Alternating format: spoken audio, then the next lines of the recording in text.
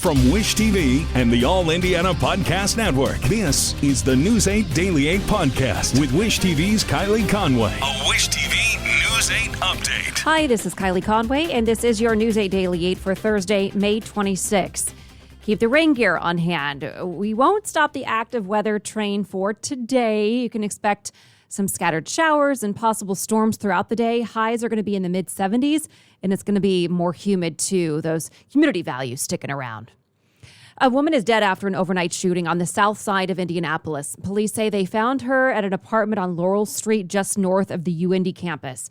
Officers got the call just after 3 this morning. IMPD hasn't yet said how she was shot, but investigators say that there were no signs that anyone broke in and that several minors were in the home at the time, too. At this point, they're calling it a death investigation and say there is no threat to anyone else. And gunfire wounds 2 people in a Westside Indianapolis neighborhood. It happened just before 11:30 last night on Girard Drive near Washington and Lyndhurst.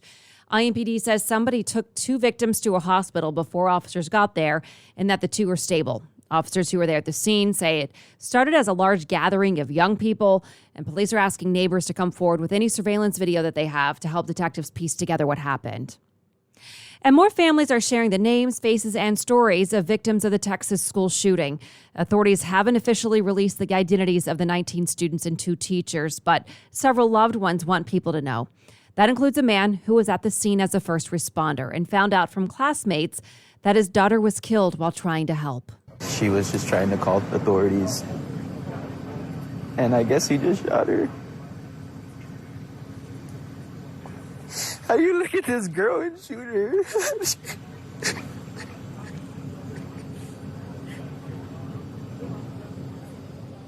Oh, my baby. How do you shoot my baby?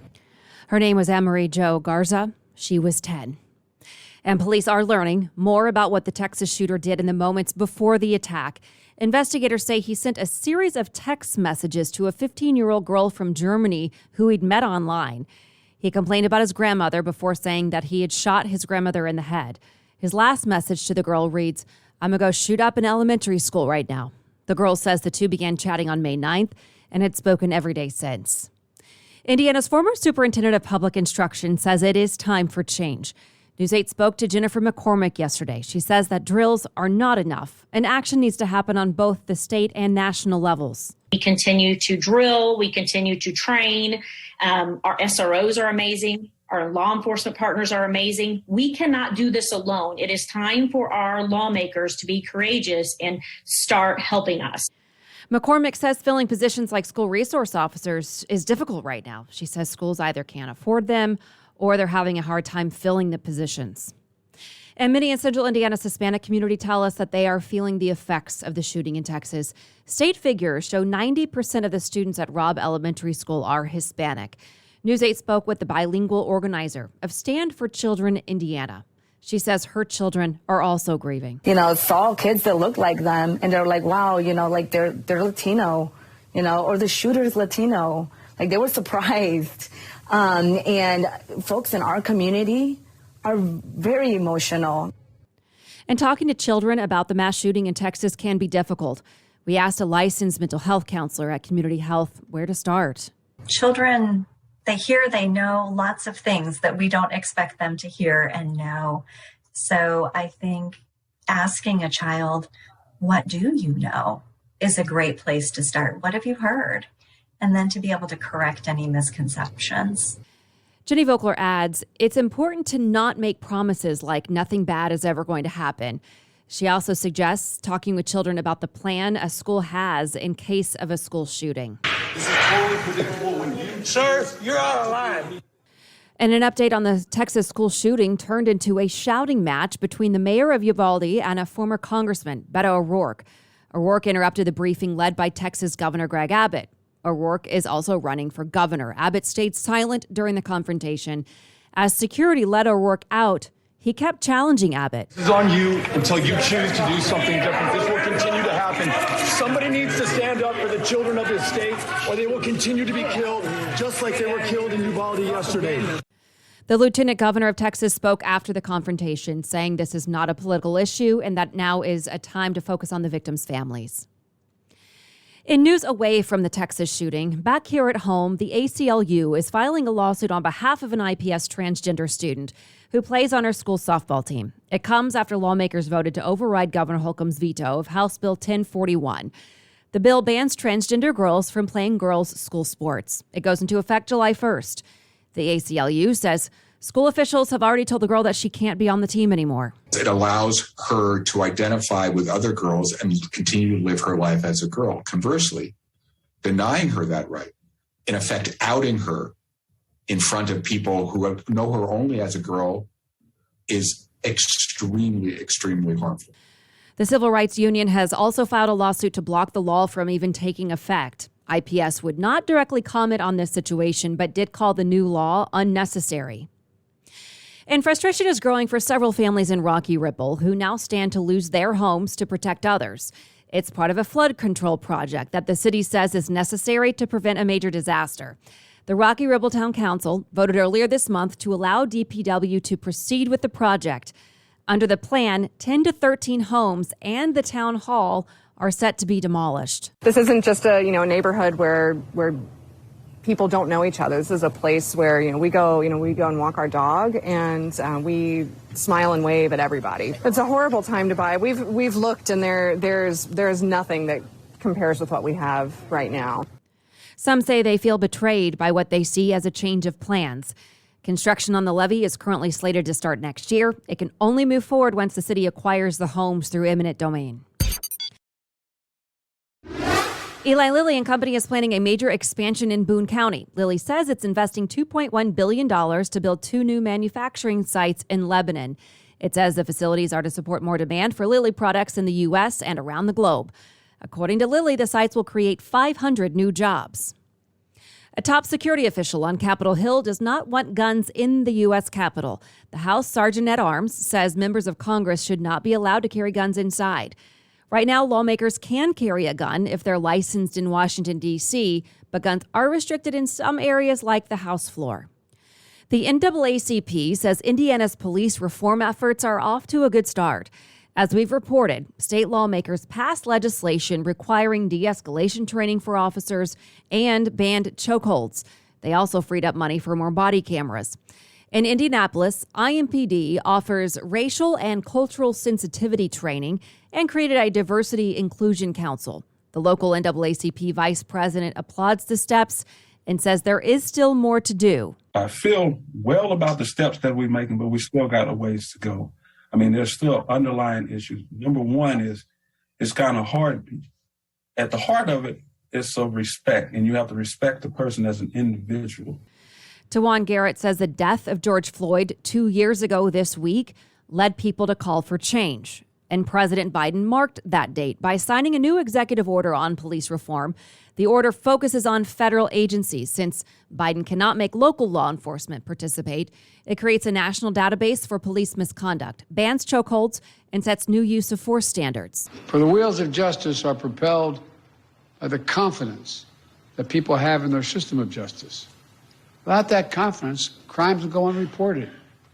Witness fear to come forward. Cases go unsolved. Victims suffer in isolation while perpetrators remain free. And ironically, police are put in greater danger. Former President Donald Trump signed a similar order less than a month after Floyd's death. And Wish TV is proud to be the statewide sponsor of today's 500 Festival Memorial Service. Every year, the ceremony honors Indiana's fallen servicemen and women at the Indiana War Memorial. The service begins at 4. It's open to all and free. It'll feature a wreath-laying ceremony, a horse-drawn caisson, the playing of taps, and a flyover. Our Alexis Rogers will lead the service for a second year. You can watch it live online at wishtv.com or through our News 8 app. We'll also air it commercial-free Monday at 10 in the morning and on MyIndy TV 23 at 2 in the afternoon. And 33 drivers share one goal come Sunday, to be the car to fly under the checkered flag. Far fewer people are trusted with the task of actually waving that flag. Our Olivia Ray takes a look at the unlikely story of Aaron Likens, who will be part of the official IndyCar starter team this Sunday. The green flag snapping in the speedway sky signifies the achievement of lifelong goals for so many. The drivers, the crew members, and especially for Aaron Likens, the man with one of the most important jobs at the track. The honor, the pressure, all the drivers are watching, all the teams are watching. When you see me waving a flag, I'm actually communicating through flags. And there's no denying my passion. Aaron's passion shows through every time he's on the flag stand. And before he gets set to wave the flag in front of 300,000 strong on race day, he's joining us now for a quick tip as he gets set to lead the field to green. Yes, the big thing is timing. Timing on being able to not get it tangled. But once you get the timing down, you want to come up with your own flair, your own style to make it your own. So once you get it, it's rather easy. Likens' captivating flagging appears effortless along the front stretch, but his journey to the IMS flag stand was anything but. Some of my first memories are from being here at the Indianapolis Motor Speedway when I was 3 and 4, and oddly, my first experience, I remember screaming to my dad that it was too loud. I didn't know at the time I was on the autism spectrum. We sat right above the finish line, and watching the movements of the flag, maybe it was a sensory thing, but I was just memorized by it. And my dad bought me a souvenir checkered flag from the museum, and I wore that thing out in a matter of days. So for several decades, Likens chased that dream of starting and stopping the greatest spectacle in racing. But at age 20, his Asperger's syndrome diagnosis made that destination seem unlikely.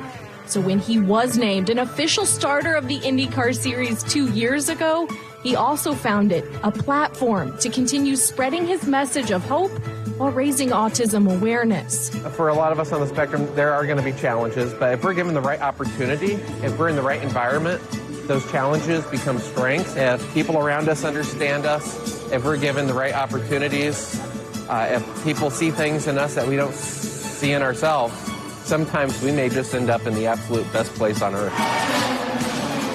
Olivia Ray, Wish TV, wishtv.com, and follow us on Facebook. Later tonight, it's our half-hour all-access Indy 500 special. It's your chance to get geared up for the 106th running of the greatest spectacle in racing. You can watch it on Wish TV at 6:30. And Wish TV is proud to be your home for the Indy 11. You can watch the team this holiday weekend, hosting New Mexico United Saturday afternoon at Carroll Stadium. You can watch the match live starting at 4 p.m. on our sister station, MyIndy TV 23. This has been your News 8 Daily 8 for Wish TV. I'm Kylie Conway. Online at wishtv.com and follow us on Facebook when you search Wish TV. This is the News 8 Daily 8 podcast with Wish TV's Kylie Conway. A Wish TV News 8 update on demand for even more on demand and on the go. Connect with Wish TV on Facebook at wishtv.com and on the free Wish TV mobile app. Thank you for listening, and be sure to like, subscribe, and follow this podcast for updates every weekday morning on the All Indiana Podcast Network and wherever you get your podcast.